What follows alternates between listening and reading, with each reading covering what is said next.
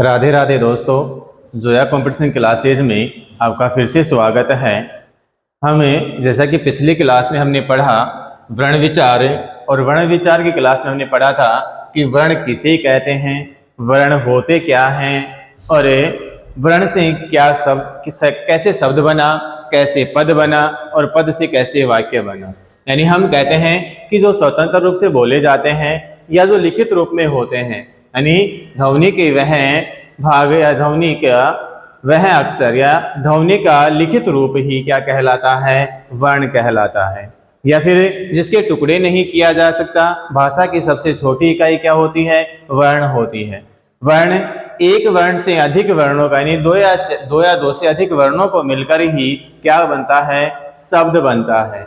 और शब्द के साथ जब हमें प्रत्यय का प्रयोग करते हैं, और हमने कल पढ़ा था प्रत्यय कौन कौन से थे, एक तो था सुप प्रत्यय और एक था लिंग प्रत्यय। जब दोनों प्रत्यय शब्द के अंत में लगते हैं तो क्या बना देते हैं, पद बनाते हैं। और पद का एक सार्थक समूह ही क्या कहलाता है, वाक्य कहलाता है।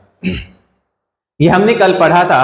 अब हम बात करते हैं कि इसी के साथ साथ ही कि जो वर्ण हैं उनके भेद कितने होते हैं, और उन भेदों में से किस प्रकार के क्वेश्चन पूछे जाते हैं, किस प्रकार से प्रश्न पुटअप किए जाएंगे। सभी संस्कृत प्रतियोगिताओं में जो वर्ण विचार से संबंधित क्वेश्चन आते हैं वो आज सभी हम यहाँ देखेंगे।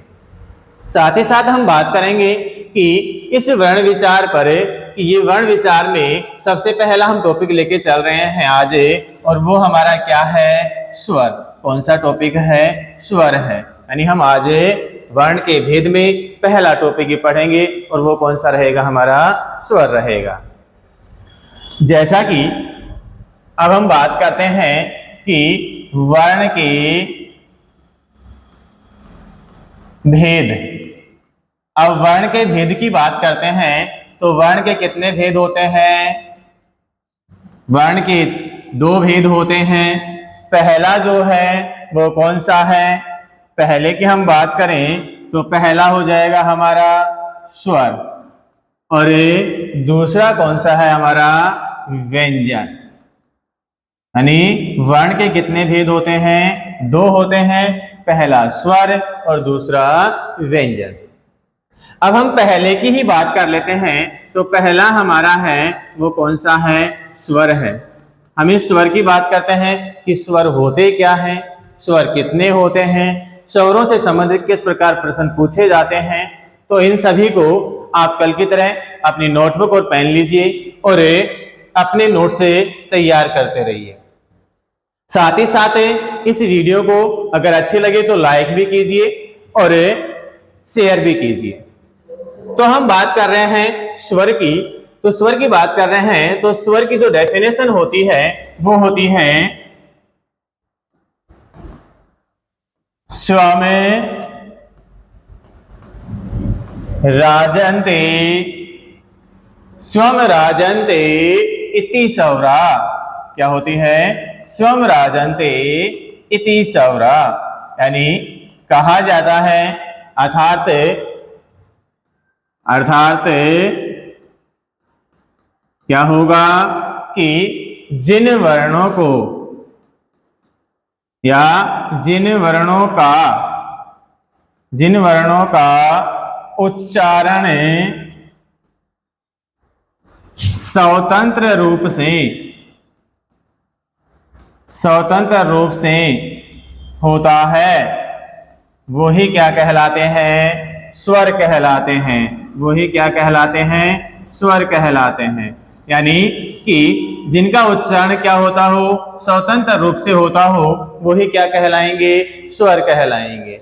अब हम बात करते हैं कि स्वर जैसे स्वर होते कैसे हैं। जैसे हम बात कर लेते हैं कि स्वर क्या होते हैं, तो स्वर होता है, हमने लिखा ए, ई, उ, री, रे, ए, ओ, आई और औ। ये हमारे क्या होते हैं, स्वर होते हैं। पर आपने अधिकतर पढ़ा होगा कि हिंदी भाषा में स्वरों की संख्या 11 होती है और संस्कृत भाषा में स्वरों की संख्या कितनी होती है? 13 होती है। तो यहां जो लिखे हुए हैं 1 2 3 4 5 6 7 8 9, यहां कितने लिखे हुए हैं? 9 लिखे हुए हैं। इन 9 के बारे में हम बात करेंगे कि मैंने ये 9 ही क्यों लिखे हैं, ये 13 क्यों नहीं लिखे, 11 क्यों नहीं लिखे, इनके बारे में हम आगे वीडियो में बात करेंगे, इसलिए आप वीडियो को अंत तक जरूर देखें।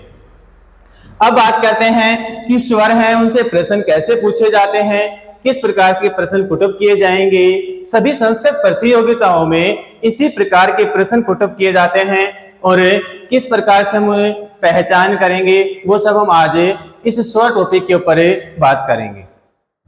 तो पहला आपसे जो प्रश्न पूछा जाता है वो होता है कि मूल स्वर कितने होते हैं।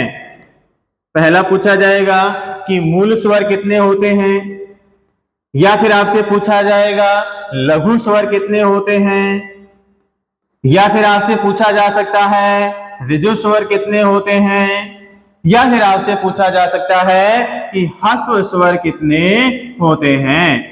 आपसे पूछा जा सकता है मूल स्वर, लघु स्वर, ऋजु स्वर या ह्रस्व स्वर कितने होते हैं ये। तो हमारा जो आंसर रहेगा कितने होते हैं ये? 5 होते हैं। कितने होते हैं? 5 होते हैं।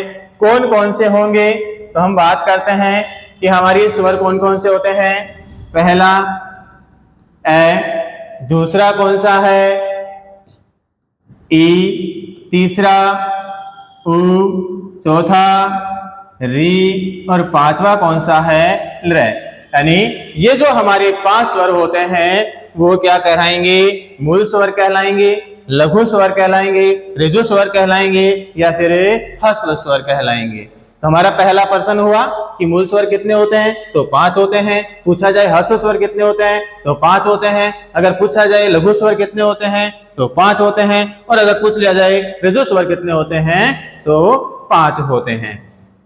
इसी के साथ साथ दूसरा प्रश्न पूछा जाता है कि दीर्घ स्वर कितने होते हैं। फिर पूछा जाता है कि दीर्घ स्वर कितने होते हैं। तो दीर्घ स्वर की बात की जाए तो दीर्घ स्वर कितने होते हैं? 8 होते हैं। कितने होते हैं? 8 होते हैं। अब हम इन 8 की बात करते हैं तो कौन कौन से होते हैं देखिए। पहले क्या आएगा? आ, ई, उ, री। अब यहां जो र है वो केवल एक ही होता है। उसके बाद कौन से होंगे? ए, ओ, आई और आओ। देखिए दीर्घ स्वर कितने हुए? आ, ई, उ, री, ए, ओ, आई, औ। 1 2 3 4 5 6 7 8 कितने होते हैं? 8 होते हैं। अब इन्हें दीर्घ स्वर को और भी कहा जाता है और वो कहा जाता है क्या? संध्या अक्षर। इनको और क्या कहा जाता है वो भी बात कर लेते हैं। तो इनके विषय में और क्या कहा जाएगा? इन्हें कहा जाएगा संध्या अक्षर, यानी संधि युक्त अक्षर। अब इन्हें संधि युक्त अक्षर क्यों कहा जाता है ये बात करते हैं। तो हम बात करते हैं कि इन्हें संधि युक्त क्यों कहा जाता है। देखिए जैसा कि आपको बताया कि इन्हीं दीर्घ स्वर को संध्या अक्षर कहा जाता है, यानी इनको क्या कहा जाता है? संध्या अक्षर। अब पहले तो हम बात करते हैं कि संध्या अक्षर होता क्या है, यानी इसका हम विग्रह करते हैं तो होता है संधि और फिर क्या होता है?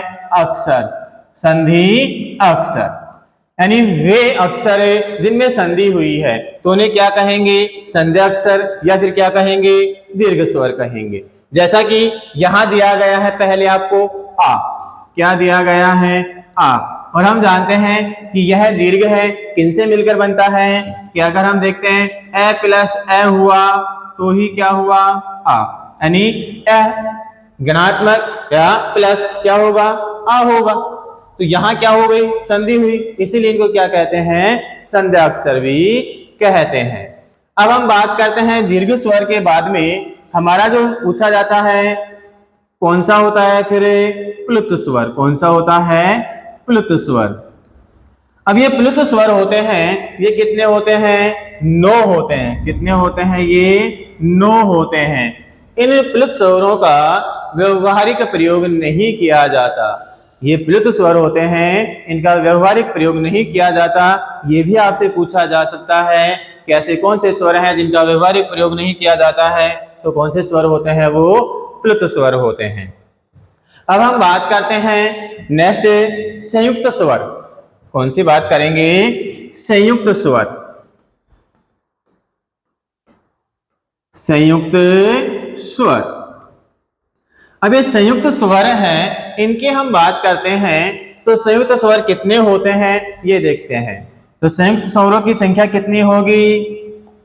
संयुक्त स्वरों की संख्या कितनी होगी? कितनी होगी? 4। संयुक्त स्वरों की संख्या कितनी होती है? 4।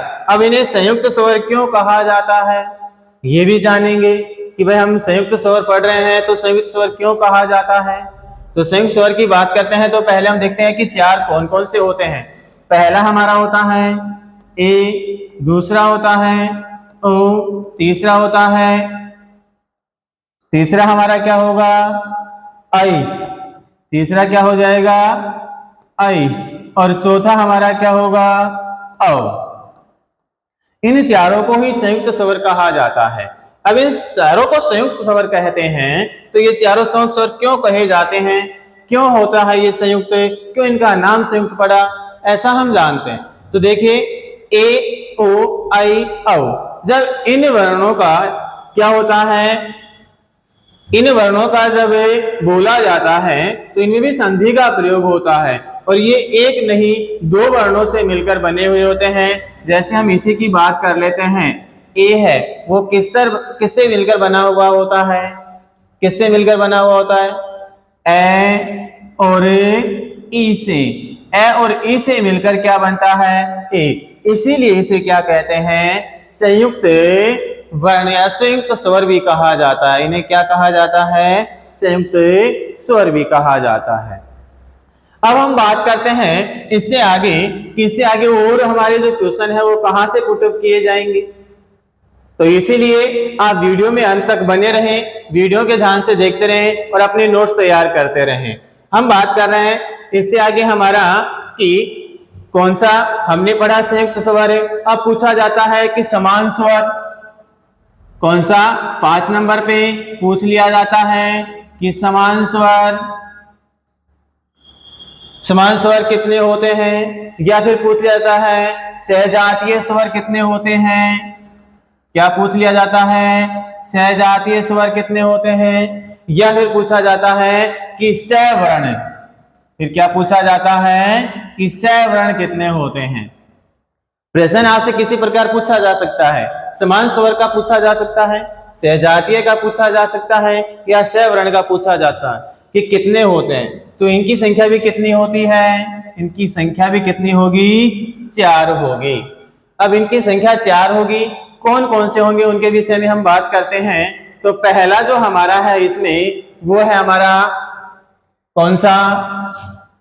पहला हम पढ़ेंगे इसमें आ, दूसरा ई, तीसरा री, और चौथा कौन सा होगा? फिर चौथा क्या पढ़ेंगे? उ। कौन सा पढ़ेंगे? उ। यानी पहला आ, दूसरा ई, तीसरा उ और चौथा री। हम 4 ये क्या होते हैं? समान स्वर, सहजातीय स्वर या सवर्ण होते हैं। क्यों कहते हैं इनको समान स्वर, सहजातीय? अब देखिए इनको समझते हैं क्यों कहा जाता है। जैसे हम लिखते हैं ए आ, दोनों समान हैं, उच्चारण भी एक जगह से हो रहा है। बात करते हैं ई ई, दोनों समान हैं। उसके बाद बात करते हैं उ उ, दोनों समान हैं, और री री, दोनों क्या है? समान है। तो इनको क्या कहा जाता है? समान स्वर कहा जाता है। अब इन समान स्वर कहा जाता है, तो हम बात कर लेते हैं इन समान स्वरों के विषय में, जो कि मैंने अभी बताया कि उच्चारण समान यानी उच्चारण स्थान क्या होता है, इनका समान होता है। पर अब आप बात करोगे कि उच्चारण स्थान तो ए ऐ का भी समान होता है, ओ औ का भी समान होता है, पर ए और ऐ दोनों होते हैं, उनकी हम बात करते हैं तो उनका उच्चारण स्थान तो समान होता है, पर उनका जो संयोग होता है, यानी मैंने अभी थोड़ी देर पहले आपको बताया कि संयुक्त स्वर में ए और ई से मिलकर ए बनता है, पढ़ा। तो अगर ए प्लस ए होगा तो ऐ बनेगा। जैसे अभी मैंने बताया कि ए प्लस ई होता है तो ए होता है, पर अगर ए प्लस ए करेंगे तो ऐ होगा। तो इसीलिए क्या होंगे ये, इसीलिए क्या होंगे ये संयुक्त स्वर हैं, ना कि कौन से हैं, समान है, ना ही सहवर्ण है। सहवर्ण का तात्पर्य क्या होता है, समान वर्ण। तो हम बात कर लेते हैं इससे आगे। अब इससे आगे हम बात करते हैं तो हमारा नेक्स्ट पूछा जाता है अयोग्यवाह। अयोग्यवाह स्वर, अयोग्यवाह स्वर कितने होते हैं? अब अयोग्यवाह स्वर तो हम बात करते हैं कितने होते हैं, 2 होते हैं। पर अगर आपसे पूछा जाए कि अयोग्यवाह कितने होते हैं, अयोग्यवाह 4 होते हैं, पर यहां मैंने लिखे हैं 2 ही। अयोग्यवाह स्वर होते हैं 2, जो कि हमारा पहला है, पहले की हम बात करेंगे तो क्या है, अनुस्वार, क्या है, अनुस्वार। और दूसरे की हम बात करते हैं, दूसरे की हम बात करेंगे तो हमारा क्या हो जाएगा, विसर्ग। क्या होगा, विसर्ग। यानी पहला तो हमारा क्या हुआ, अनुस्वार, और दूसरा हमारा क्या हो गया, विसर्ग। तो हमें पढ़े अयोग्यवाह स्वर कितने होते हैं, 2 होते हैं। हमने कहा कि अयोग्यवाह की बात की जाए कि अयोग्यवाह कितने होते हैं, 4 होते हैं। इनको भी समझ लेते हैं, वैसे जब हमारी क्लास व्यंजन की क्लास होगी तब हम आगे इन 2 अयोग्यवाह व्यंजनों के विषय में पढ़ेंगे। पर अयोग्यवाह होते हैं वो 4 होते हैं। 4 में 2 तो हमने लिखे स्वर में, अनुस्वार और विसर्ग, और 2 और होते हैं जो कहलाते हैं, एक तो उपध्य मानीय, उपध्य मानीय, और दूसरा जो होता है वो कौन सा होता है, जिह्वा मूल्य। क्या होता है, जिह्वा मूल्य। यानी ये 2 जो होते हैं, इसमें होता है, इसमें हम बात करें तो क्या हो जाएगा, पे और फे। इसमें हम बात करें तो क्या होगा, कै और खे। तो ये जो होते हैं अयोग्यवाह, ये दोनों किस में पढ़े जाते हैं, व्यंजन में पढ़े जाते हैं। तो हमारे पूछा अयोग्यवाह स्वर कितने होते हैं, 2 होते हैं। अब हम बात कर लेते हैं, जैसा कि मैंने आपको पहले बताया था।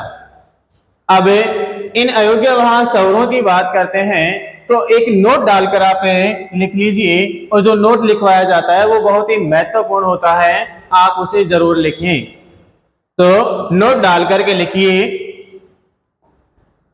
क्या लिखोगे नोट डाल करके, नोट, और नोट डाल करके आपको लिखना है कि अनुस्वार और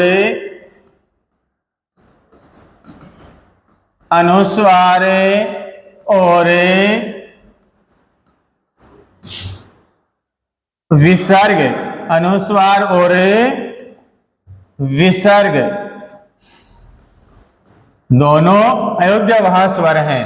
अनुस्वार और विसर्ग सदैव,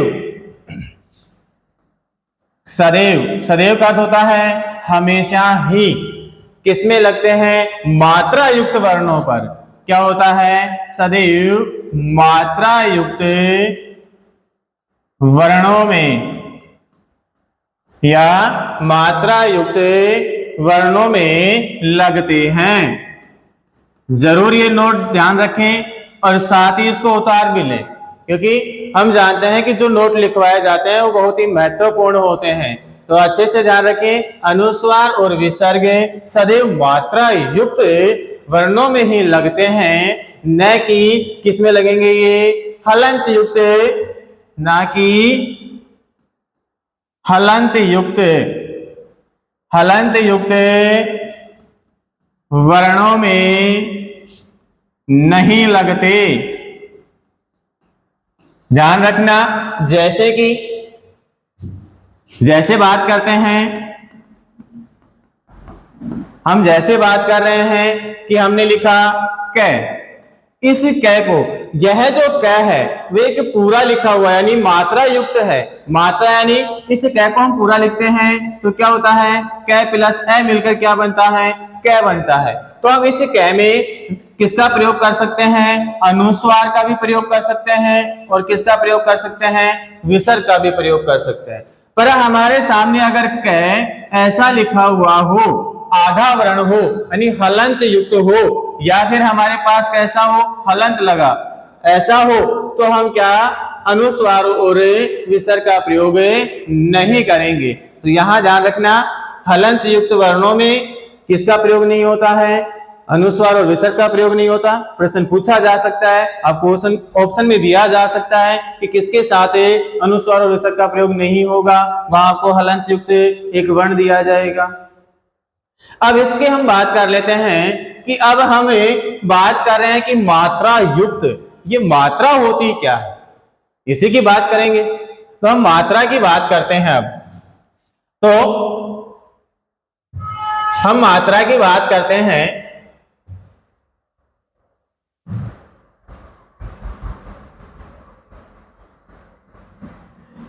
देखिए, अब हम बात करेंगे किसकी, हमारे सामने शब्द आया कि मात्रा युक्त वर्ण होने चाहिए। मात्रा क्या होती है, हम इस विषय में बात करेंगे। अब तो हम बात कर रहे हैं कि मात्रा, ये मात्रा होती क्या है, मात्रा किसे कहते हैं।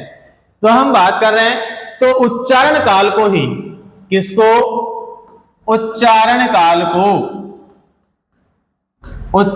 काल को ही क्या कहा जाता है, मात्रा कहा जाता है। यानी अर्थात हम लिखें, अर्थात की बात की जाए तो हो जाएगा उच्चारण में लगने वाला समय। क्या हो जाएगा, उच्चारण में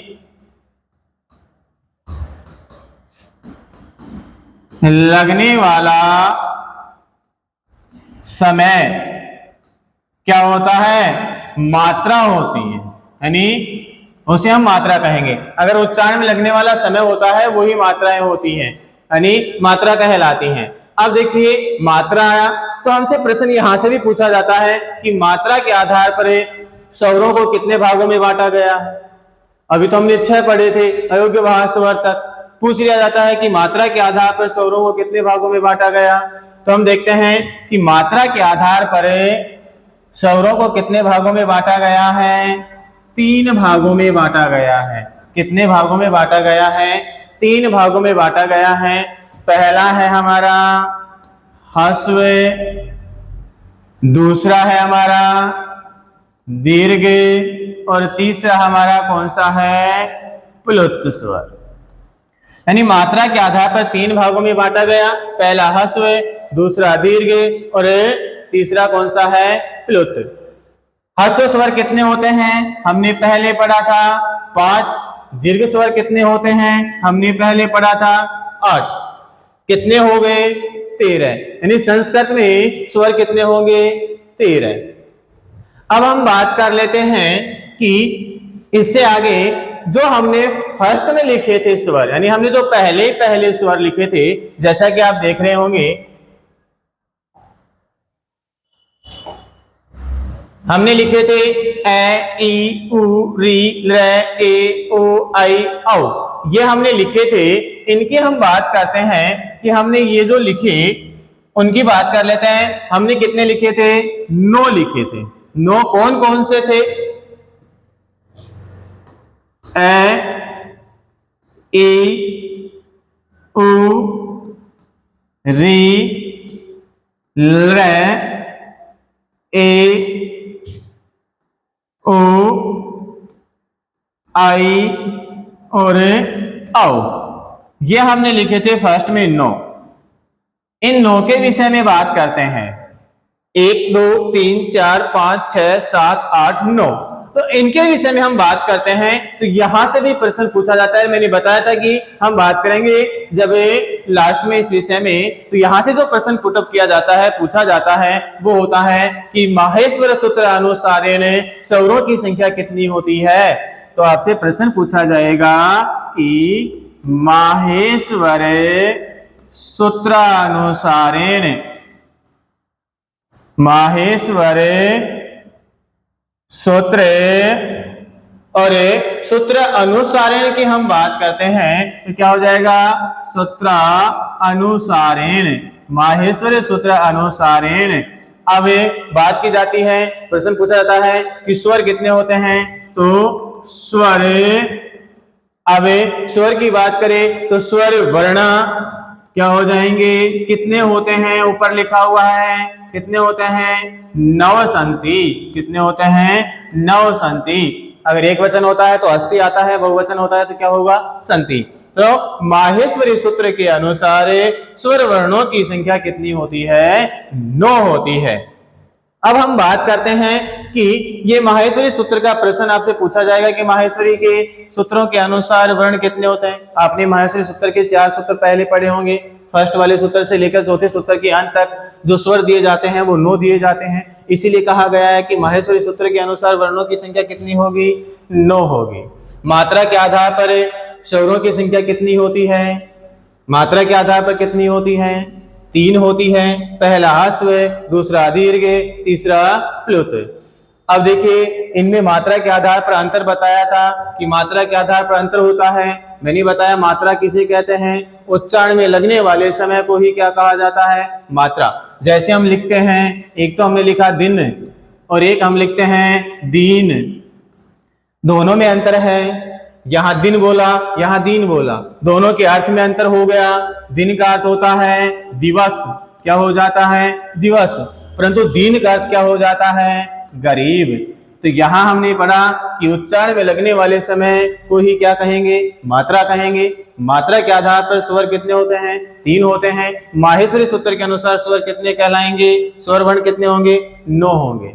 अब हम बात करेंगे हमारी नेक्स्ट वीडियो में कि व्यंजन, व्यंजन के विषय में वर्ण विचार का दूसरा टॉपिक रहेगा कि व्यंजन के कितने भेद होते हैं, व्यंजन से किस प्रकार प्रश्न पूछे जाते हैं, और व्यंजन से हमारे जो संस्कृत की प्रतियोगिताएं होती हैं उनमें किस प्रकार प्रश्न पुटअप किए जाते हैं। तो धन्यवाद दोस्तों, इस वीडियो के साथ हम क्लास को यहीं समाप्त करते हैं। नेक्स्ट कल इसी समय हम बात करेंगे हमारी नेक्स्ट क्लास के विषय में व्यंजन।